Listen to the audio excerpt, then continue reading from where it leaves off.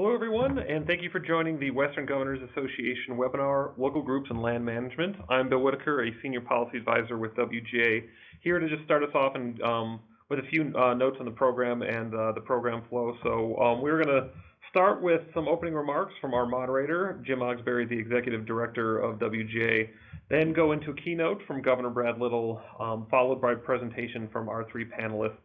And at the end of all that, there will be a moderated Q&A with the panelists and with the governor, and we're really hoping that this is a participatory event, and the folks online here joining us today can give us some questions and submit some questions to the panelists. So to do that, please use the attendee chat function on the left-hand side of your screen to send some questions to us at WGA, and we will be sure that they are sent to the moderator and that get answered by the panelists. So thank you for joining today. Definitely appreciate it. And I will turn it over to the events moderator, Jim Ogsberry, the Executive Director of WGA. Thanks very much, Bill. I'm pleased to welcome you all to today's webinar, Local Groups in Land Management. This program is a production of the Working Lands Roundtable, established by WGA as a platform for Western governors' work on natural resource policy. The roundtable focuses on interjurisdictional, cross-boundary, and multi-disciplinary resource management issues in the West. For the past 2 days, the roundtable has been examining issues in cross-jurisdictional cooperation and has really focused on the role that non-state, non-federal organizations play in natural resource management in the West. For those of you who have been participating in the roundtable discussions, thanks very much for your service. You might want to reward yourself with a quick snack right now, because I'm going to take just a minute to describe the roundtable to the WGA sponsor community and those participants in today's webinar who have not been actively involved in roundtable deliberations. The roundtable, which was established in 2018, serves multiple functions and has proven to be especially successful in facilitating and inspiring creative conversations among land managers, conservationists, resource professionals, academicians, and public officials. They use the roundtable as a platform to design strategies for enhancing the resiliency of Western working landscapes and the communities they support. In its very short life, the roundtable has accomplished a great deal. It is through the roundtable, for example, that WGA is implementing its shared stewardship agreement with the U.S. Department of Agriculture, pursuing campaigns on post-fire restoration, cheatgrass control, and vegetation management. The roundtable has performed penetrating analyses of COVID-19's impacts on resource-dependent economies. And this summer, the roundtable published a toolkit for management of invasive grasses in the West. This week's workshop on local groups and land management was premised on our collective understanding that effective land management in the West relies on genuine cooperation between state, federal, local, and tribal leaders. Breakout sessions focused on 1, local funding, capacity, complexity, and expertise; 2, improving conservation strategies through federal, state, and local coordination; and 3, state and local data in evidence-based federal decision-making. Today's webinar helps to tie up the workshop deliberations with a pretty bow. We'll be looking at the importance of collaboration and communication in natural resource management in the West, and we'll explore the role of the WGA Working Lands Roundtable in facilitating state and local cooperation. Leading the discussion on these topics is none other than the Vice Chair of WGA, Idaho Governor Brad Little. I have spent my entire career in and around politics and policy, and I have never met anyone who was as prepared to seize the reins of state leadership as the current governor of Idaho. A native of the Gem State, Governor Little was raised on his family ranch in Emmett, Idaho, a graduate of Idaho University who was elected multiple times to serve in the state Senate and served as lieutenant governor for 10 years prior to his election as governor in 2018. The governor knows a few things about land management in the West as a third-generation rancher and former president of the Idaho Wool Growers. There is a lot to love about Governor Little, but I am especially appreciative of his outstanding leadership at WGA. Governor Little likes to get to yes. He likes to make things happen. And I don't recall that he's ever declined a request from WGA, whether it's been to moderate a panel, host a sponsor event, offer a keynote, sponsor an initiative workshop or Working Lands Roundtable forum in Boise, or serve in WGA's leadership. So although I was honored, delighted, and grateful that he agreed to participate in today's webinar, I wasn't terribly surprised. It's my privilege to introduce the 33rd Governor of the great state of Idaho, the Vice Chair of the Western Governors Association, the Honorable Brad Little. Okay, there I'm unmuted.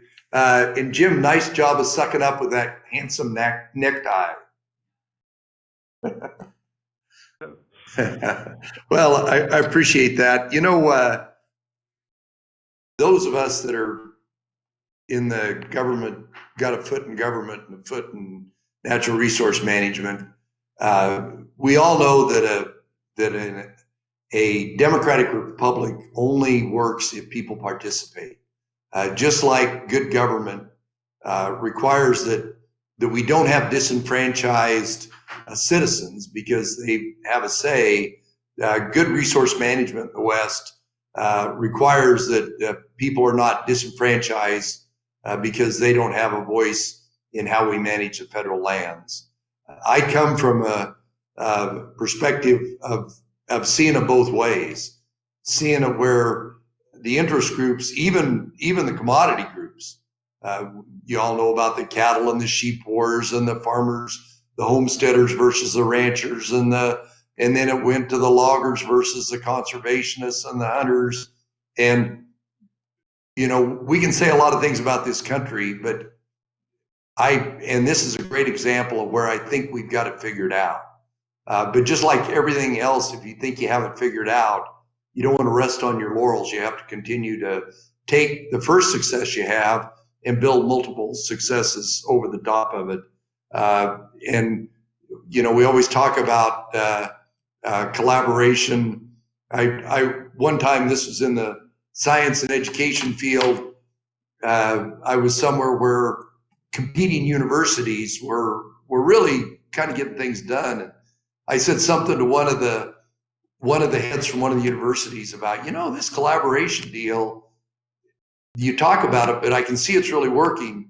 And he quipped to me, he says, collaboration is a contact sport. And there's nothing wrong with that. If you have a shared goal about where you want to be, that really helps that collaboration work. And Jim talked about some of the great things that this initiative and this roundtable has talked about. You know, I also have a bit of a range science background, and we all know that what happens on the soil, what happens in the water, what happens with the vegetation is how you build resilient watersheds, healthy communities, great wildlife populations. And of course, now, as we all know in the West, we're struggling with forest health issues and fire. But we've got to go back to that common denominator of what's on the ground, what's in the water, and there's a lot of that. I want to talk a little bit about fire because it's top of mind. We were very blessed here in Idaho this year compared to our friends in Oregon, Washington, Colorado, Utah, Nevada, and particularly California. And that's terrible what's happened, but it also has brought a lot of people to the table, and they recognize all those things, wildlife management, vegetation management, collaborative conservation, invasive species, and data. Where do we see the next real susceptible point for a catastrophic wildfire? What do we do about that? And there's a lot of good work going forward. It's a bit of a tragedy that a lot of those actions have to have such a triggering event as a catastrophic wildfire, but there's not a person in the West. It is a common rallying cry to what do we do about these catastrophic wildfires, and a lot of the things that this roundtable addresses are in that realm. A couple of things about what we've done in Idaho, and one of them goes back to when it was Jim Risch was governor, and then Governor Otter followed along behind it when after the roadless rule was overturned, and I'm proud to say I was one of the plaintiffs in that case as a rancher. We recognized that the kind of a one size fits all didn't fit federal roadless lands, and we were given an opportunity. There are, well, kind of 3 states that have taken it, but we would advocate that more states need to do that. Is that we created our own Idaho roadless rule, and we've still got a committee that works on that. But that was step 1 in what do we do about collaboration, not only on those Forest Service roadless and BLM roadless areas, but how that radiates out and how a roadless area impacts the roaded areas and the other areas, the private land and the communities. And we're proud of the work we did that. Once again, it was roll up your sleeves. People that used to compete against each other rolled up their sleeves and agreed on a plan, agreed on a map, and agreed on what we should do going forward. We're very proud of our roadless rule. The next big initiative we did in Idaho was our Rangeland Fire Protection Associations. Common theme, somebody saw a problem somewhere and says, this doesn't make sense that the people that are closest to the land, right on the land, are not allowed to do initial attack on a fire. Actually, we were not the first state. There was some of it going on in Nevada and Oregon, but we were the first state to really put more resources into it and get more adaption.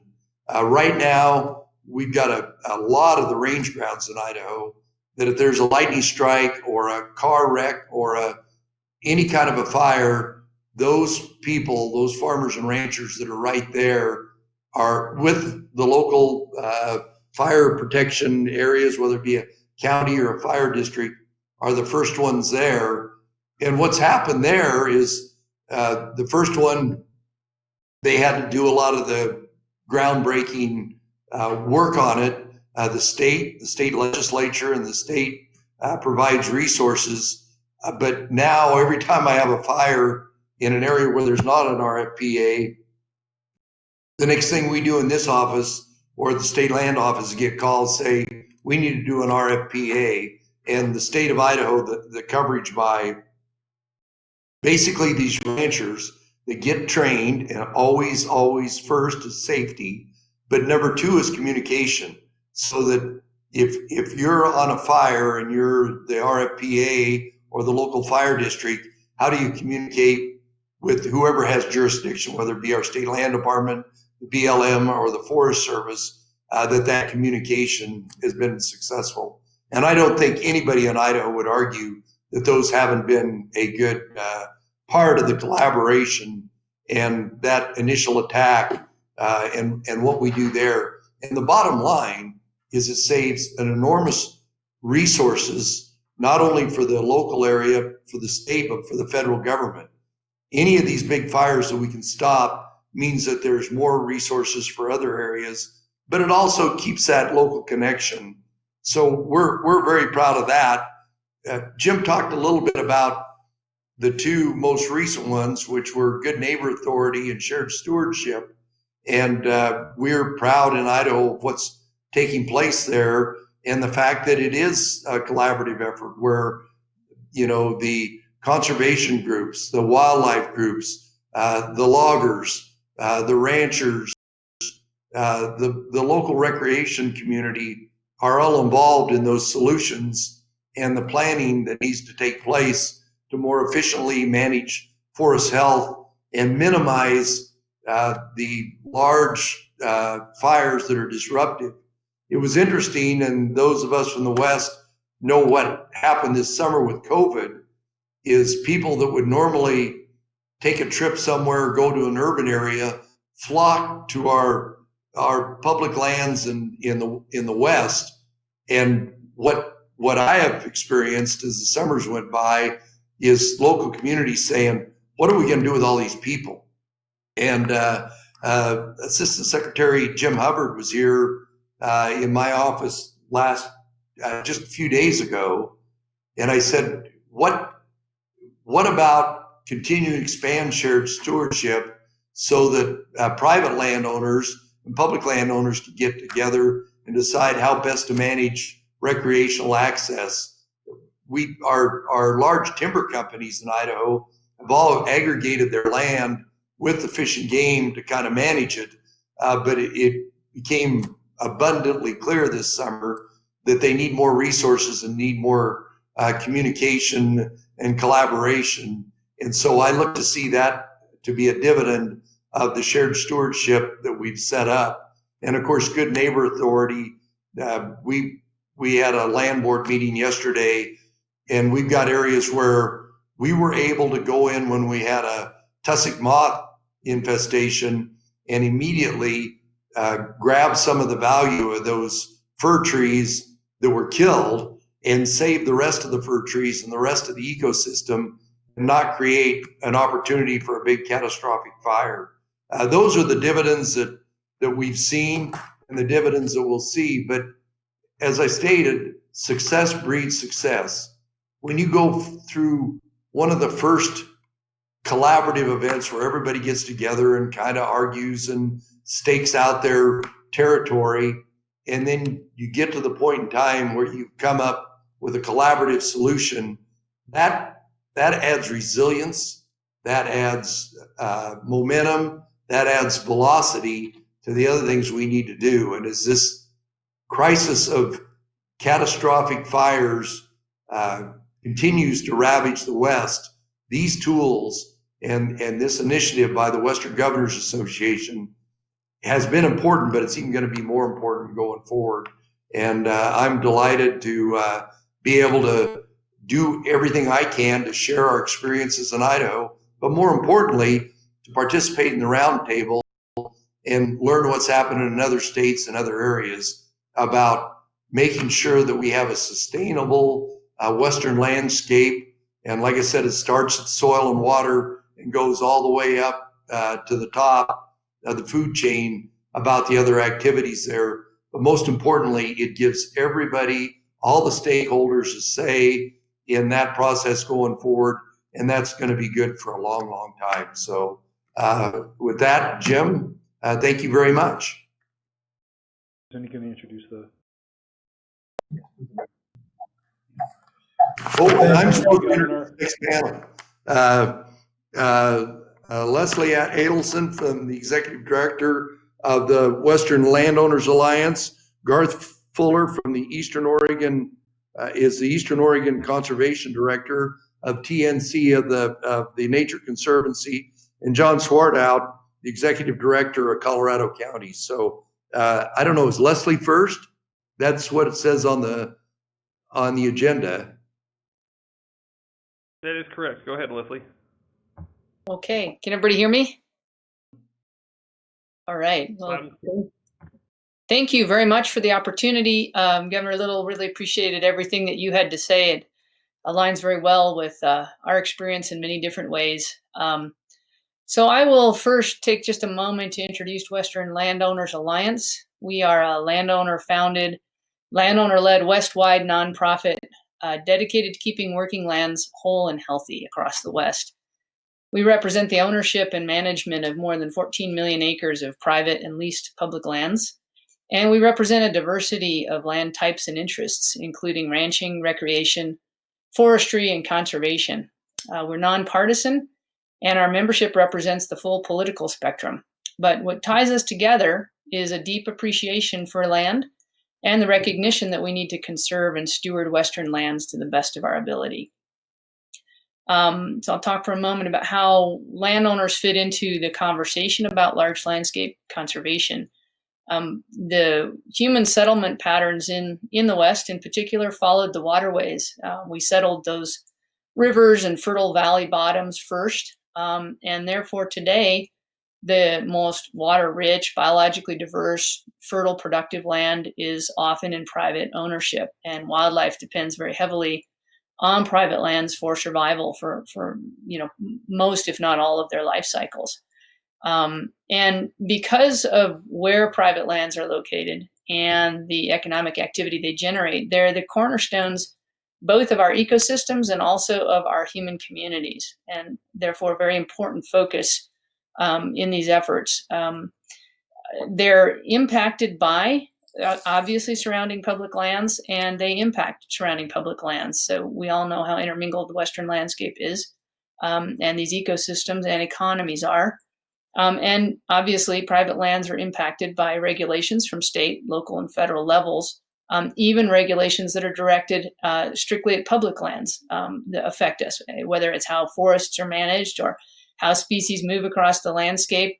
Those things affect private lands and our ability to keep those lands intact and well stewarded. In order to keep land intact and healthy, we have to address the very real considerations that landowners face. To be successful in stewarding land, we need the knowledge, the resources, including labor and the financial resources, and we need supportive public policies. And it's hugely important that those who actually manage and own land be at the table when it comes to public policy making and land use decisions. And one of the things we've advocated for since inception is increased support for local place-based collaborative groups and initiatives, much like the ones Governor Little just referenced, because they've proven in many cases to be very effective ways to engage landowners and other stakeholders and to design the solutions that work for specific landscapes. You hear a lot of concern in the West about federal overreach, and a lot of that comes from this understanding that blanket prescriptions, blanket regulations really are not well tailored to different contexts and different interests at play in these different landscapes. So the local conservation is very important. WLA became involved with the Western Governors ESA initiative under Governor Mead to try to find solutions that support landowners and working lands in conserving and recovering wildlife species. We then went on to participate in a series of initiatives on forest and range, noxious weeds, at-risk species, and then, of course, these working land roundtables. And what this has done for us is it's given us the opportunity both to have the landowner perspectives and interests represented in the discussions, but also to learn from other stakeholder groups about their experience and perspectives. And this has been enormously helpful. It's also been great to have the participation of public agencies like the U.S. Fish and Wildlife Service to help inform these discussions.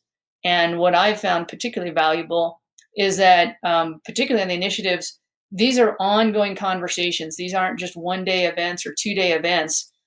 These ongoing series of conversations with many of the same people in the room have allowed us to get to depths that we otherwise would not have achieved and start to find really that common ground, understanding, and win-win type solutions.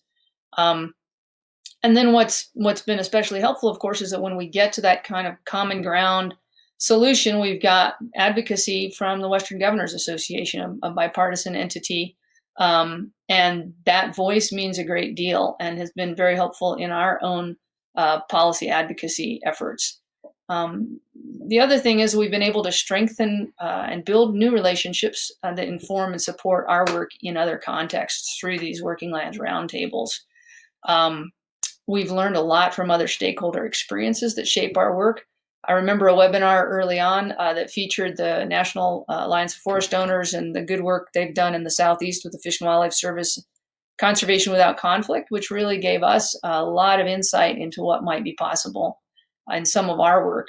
And one of the things that emerged for us very tangibly through these Working Land Roundtables is a partnership project that we've got going on with the Fish and Wildlife Service, state agencies, and landowners to try to improve landowner access to regulatory assurance agreements. There's a clear need to increase support for proactive voluntary conservation by landowners, and this has been really a consistent theme that's emerged from the Working Land Roundtables. And we've found together that conservation agreements, like candidate conservation agreements with assurances, are one way to do this, but we also know that there's areas where improvements need to be made to be able to scale up the use and effectiveness of these agreements. So that's just one type of outcome from our participation in this effort. And I really would like to commend the Western Governors Association, as well as the stakeholders who have participated, for a process that's been very important to our work for the last 5 years. And I'll pause there.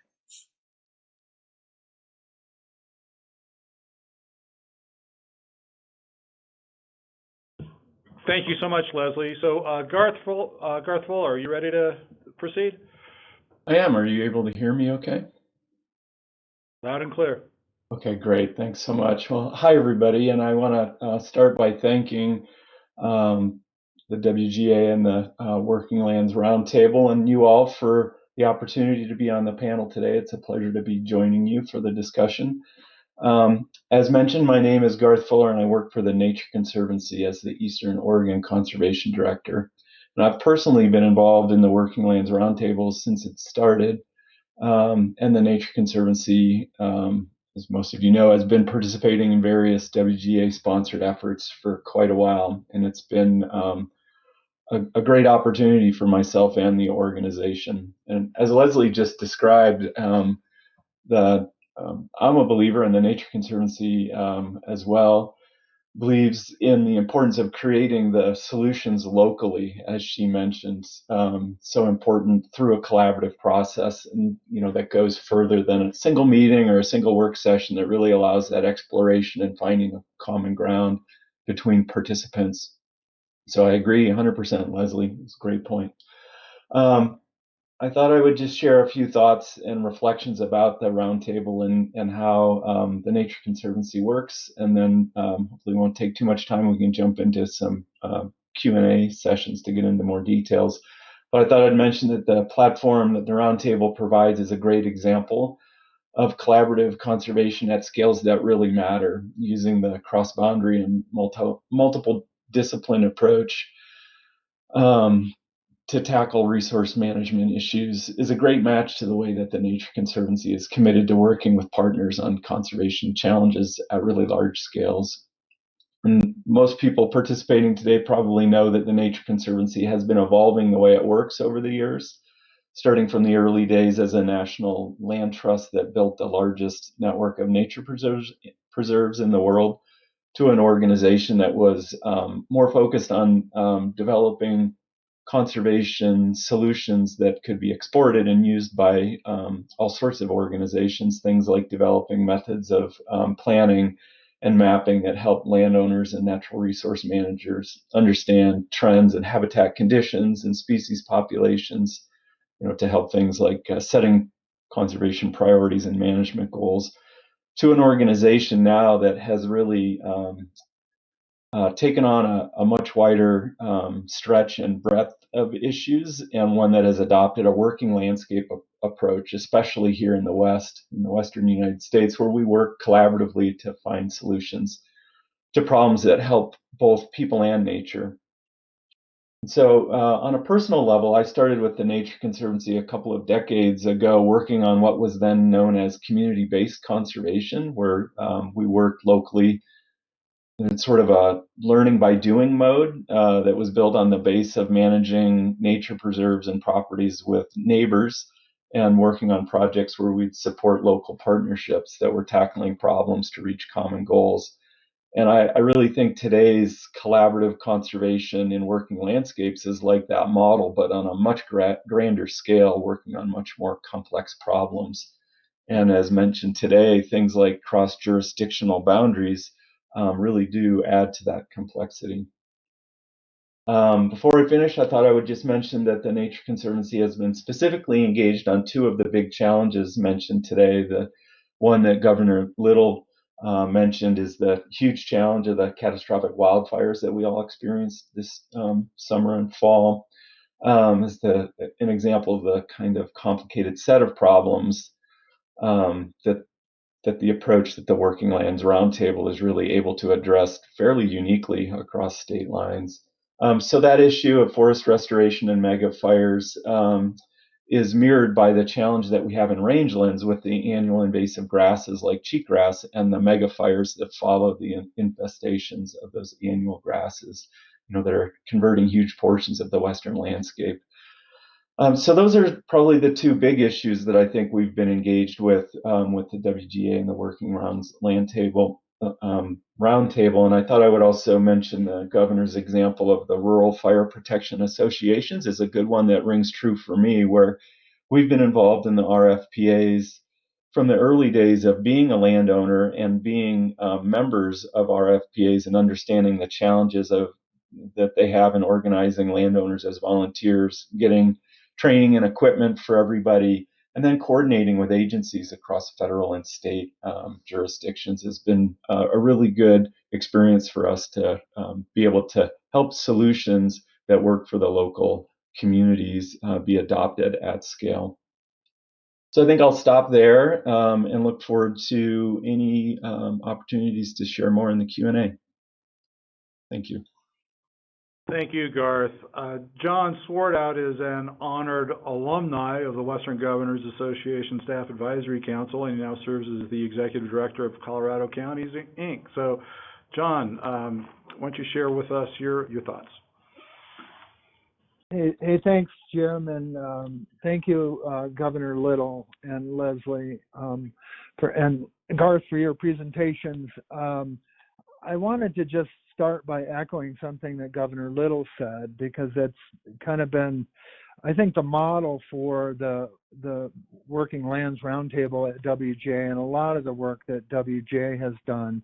And that is, we exist in a time of political polarization. We find ourselves in a dual structure on public lands issues, on natural resource issues, either or, ranchers versus environmentalists, urban versus rural, economy versus environment. And I think that the longstanding effort at WGA and the governors that I've worked for and Colorado counties where I now work is the idea that we get out of this dual structure. We don't allow ourselves to be put in it, and we build models like WGA has built, like where everyone's at the table and we make a conscious decision to stay out of that adversarial structure that has somewhat been created over time. And if you look at, if we're waiting for the federal government to finally come up with a BLM planning rule, or finally come up with the Waters of the U.S. or Endangered Species Act reform,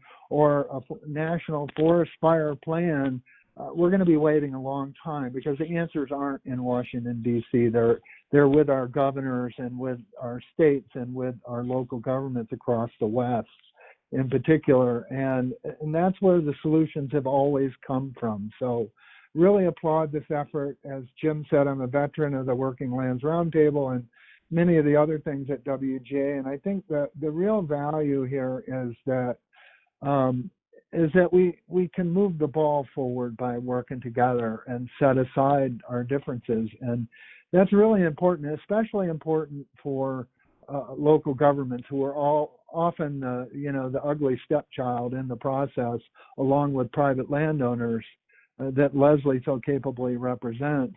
We're often an afterthought in a federal process. And so these efforts to actually come up with real solutions really matter, and they really matter to local governments.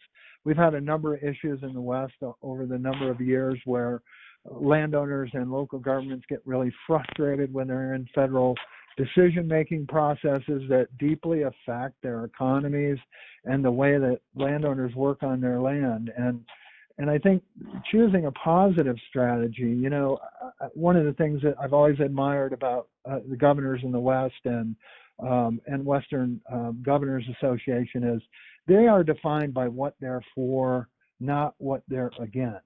And that's a powerful powerful symbol and an action on their part to actually work toward durable, sustainable solutions. If we look at the use of the Congressional Review Act, I mean, now every time we get a new president, are they going to undo all the rulemaking done by the prior president? Where does that put states and particularly local governments?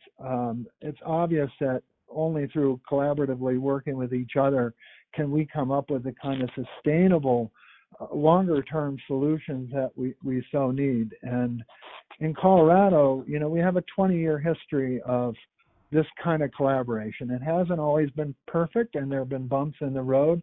But one of the things I think we recognized right away was that landowners are often the key to conservation and protection of species and their habitat, in our case. And the state, helped by developing robust science. We did conservation with local landowners that were willing to do conservation efforts. Some of the work here in Colorado was done by the Nature Conservancy as well, on that kind of willing landowner model of working with them to conserve species and other things. We also gave local governments a real seat at the decision-making table, and we tried to find that balance between local economies and protecting species and their habitat. What we tried to do was to create a win-win. And with the advantage in Colorado having an organization like Great Outdoors Colorado, we invested, for example, $100 million the state invested in sage grouse conservation and protection over the last 20 years to really help that effort go along. And I really think we did a lot to improve the relationship with landowners and local governments. And so they didn't feel that powerlessness that local governments often feel. And I know, really appreciate Jim Ogsbury's effort and WGA to work with our National Association of Counties, and build a partnership there. That's a real legacy to Jim's work at WGA, and really important, and because local governments often feel that they don't have a real seat at the table. They feel that whatever input they give in a federal decision-making process goes into some black hole, and they never really get taken seriously, or and they're on the front line. They're there with their landowners on the land. And one other example I'll give is during the sage grouse process, we were operating with the U.S. Fish and Wildlife Service, and the Bureau of Land Management had maps on where the priority habitat was in Colorado. And it was based on 10,000-foot data that was then modeled, and it wasn't very accurate on the landscape, which, as Governor Little knows, when you start doing priority habitat and you have farmers and ranchers that are caught in the middle of that have been on their land for 5 generations often, they really have a hard time dealing with, being in priority habitat when they're not, for example. So we actually did a program. We ran legislation at the state legislature. We provided grant funding to those local governments to participate in federal processes like sage grouse. We gave them money to hire consultants. And together with those folks and our landowners, we actually revised our habitat maps for sage grouse and did it on a real granular level. And both of those, the revised map not only improved the relationship between the state and the federal agencies, but between local governments, because they really felt like they had a genuine seat at the table. And those maps were later accepted by the U.S. Fish and Wildlife Service and the Bureau of Land Management as improvements over the old map, and endorsed by the Secretary of Interior. So these kind of collaborative efforts really make a difference, and people have a chance. But I really appreciate the conversation today, and I would just say in closing that I can't speak highly enough about the efforts of WGA to put these kind of models together of how collaborative processes should work. And as I said at the beginning, we can't wait for the federal government on these things. The polarization in Washington, D.C. is probably as worse as it's ever been. And solutions are, if they come as they came in the 1990s, with former Governor Romer and Western Governors Association at the time, they come from the states and local governments. So appreciate including our perspective here. John, thank you very much. I think we have time for maybe a question or two, and I don't see any from the attendees, so I'll go ahead and pose one of my own. Governor Little and I both talked about shared stewardship, and WGA executed the first shared stewardship memorandum of understanding with the Department of Agriculture, and if memory serves me correctly, Idaho executed the first state-specific shared stewardship MOU. I would invite the panelists to offer any observations on shared stewardship that they might have. Is it working? Are there sufficient channels for local engagement? Do you have any recommendations or thoughts as we continue to implement campaigns under that shared stewardship framework?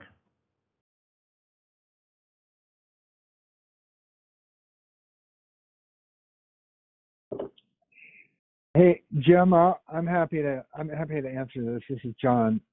Yeah, thanks, John. I think it was a huge step forward, because up to that point, I think what we've seen is, kind of lip service from USDA about shared stewardship in these kind of programs. But I think the genius of this was that you actually designed it so that states and local governments actually not only work collaboratively with USDA, but actually share power.